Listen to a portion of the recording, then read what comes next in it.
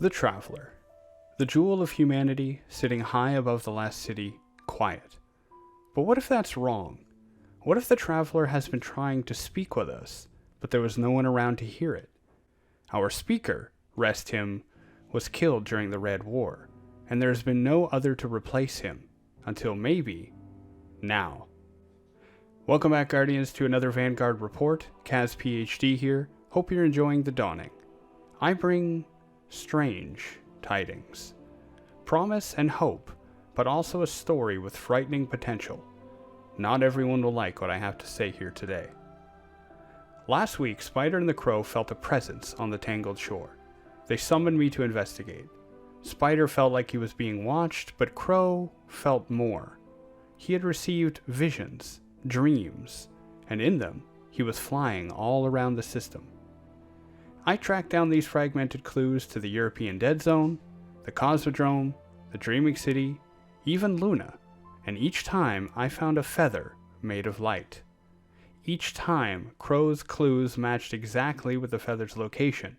It was as if he was remembering them from a dream. The trail led to the dark forest in the north end of the EDZ. Pushing past taking the high and low roads, a pathway cleared, and at its center, another shard of the Traveler. Crow and I theorized that Savathun must know about this, or sensed it at least, as the taken presence was higher than usual. Once the dust settled, an effigy appeared, a model of a weapon, Hawkmoon, feathers and all. My ghost scanned and confirmed it. The effigy was made from the same material, the same energy as the Traveler, but it was just an empty shell. Crow's visions became clearer. The weapon needed to be remade. If this is sounding familiar, it's because it's almost exactly what happened last season. Eris Morn's study of the Tree of Silver Wings indicated that the pyramids were trying to speak with us. They gifted an effigy of a different weapon, and we empowered it, creating the ruinous effigy. That was a gift of the darkness, or the pyramids at least, and was used to subvert Savathun's plans, literally destroying her sentinel eyes throughout the system. This was similar. The Traveler, who has long been dormant, who, other than defeating Gaul and restoring itself recently, has been silent. Or so it seemed. Now it gifted us with a weapon, and maybe gifted dreams to Crow. So I did what all good Guardians do. I followed the path. I pursued it. As I did, I learned more about Crow, who he was, what his journey has been like. In earlier reports, I made my stance clear. I understand the pain of the history of his former life. I, too, expressed doubt and skepticism as a point of prudent survival. But Crow is his own person, and more so, he has had the worst rebirth. It did not take long after his first revival to learn that he had been hated in his previous life. Crow was attacked, shunned, looked on with fear, hatred, and pity, just because he had the same face as, well, Aldrin Sov. Crow found his way to a lonely corner, a hole in the wall really, of the dam in Trostland, in the EDZ.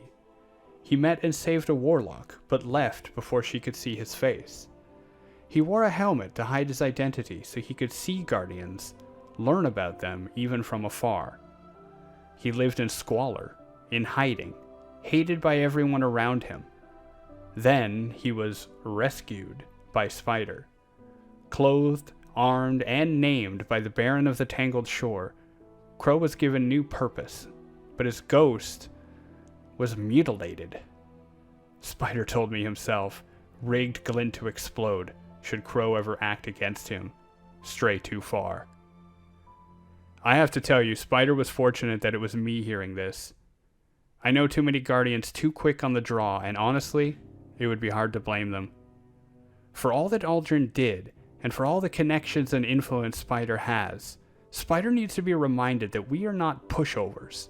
We protect our own, Guardian, Ghost, and civilian alike. This isn't over with the Spider, but we can't do much about it right now. Better to see where this goes and deal with this Sivu Arath problem first. Back to my report. The effigy was hollow, but Crow was convinced it could be remade. I have some experience here, and I'm sure you do too. Lumina, Thorn, Ace, powerful weapons often require a dedicated touch.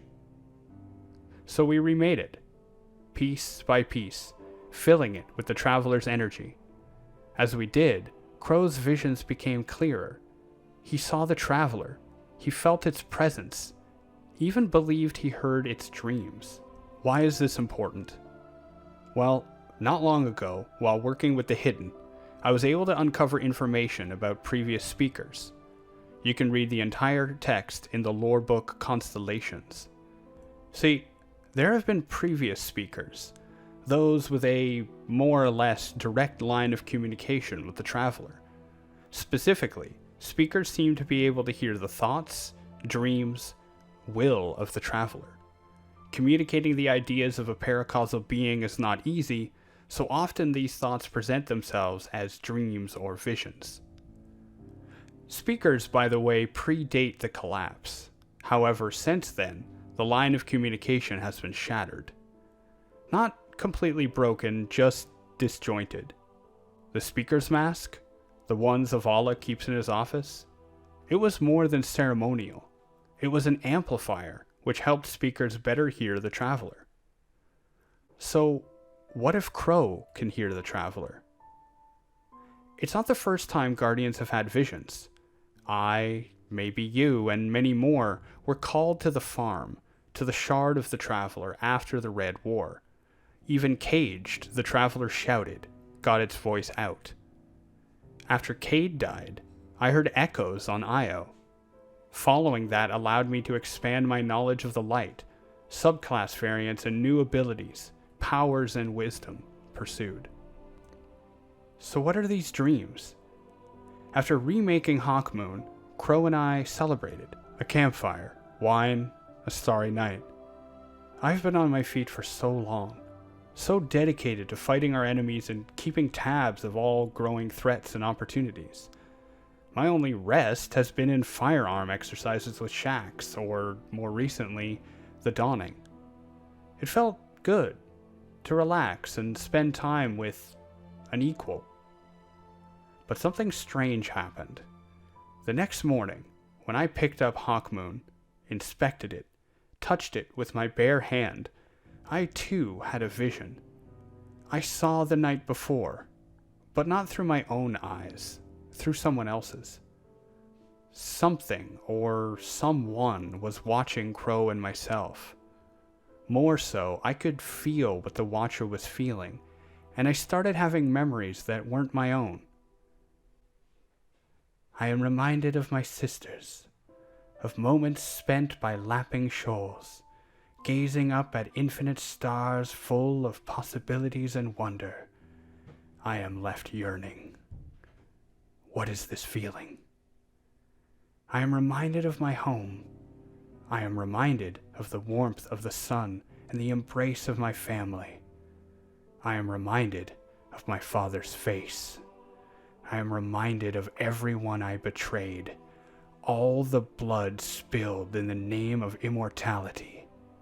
The warmth of the sun burns me with its memory. What is this feeling? I do not want it.